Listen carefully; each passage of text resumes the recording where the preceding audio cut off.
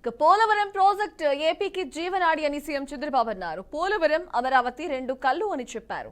ఈ ప్రాజెక్టు కారణంగా 7,20,00,000 ఎకరాలకు కొత్త ఆయకట్టు అందుబాటులోకి వస్తుందన్నారు. 28 లక్షల మందికి తాగునీరు, 960 మెగావాట్ల విద్యుత్ ఉత్పత్తికి అవకాశం ఉంటుందన్నారు. విశాఖ పారిశ్రామిక అవసరాలు, తాగునీటికి 23 టీఎంసీలు అందుబాటులోకి వస్తాయని వెల్లడించారు. ఇక పోలవరం పూర్తి చేసి నదుల అనుసంధానం చేస్తే రాష్ట్రానికి గేమ్ చేంజర్లా తయారవుతుందని సీఎం చంద్రబాబు తెలిపారు. ఈ ప్రాజెక్ట్ ఆల్ డీటెయిల్స్ మీకు ఇస్తాం. దానిపైన మీకు ఒక ఐడియా ఉంటుంది. ఓసారి నిన్ను కూడా మాట అన్నా, ఒకప్పుడు త్యాగాలు చేసిన వారిని రాష్ట్రం కోసం మంచి చేసిన గుర్తుపెట్టుకుంటాం, చెడు చేసిన కూడా గుర్తుపెట్టుకోవాలి.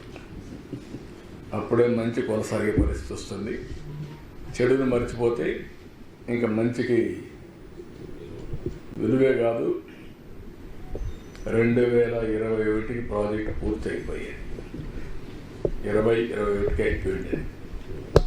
2020-21 పూర్తి అయి ఉంటే ఈరోజు రాష్ట్రం ఎంత బెనిఫిట్స్ వచ్చేటో ఒకసారి చూసుకోవాలి.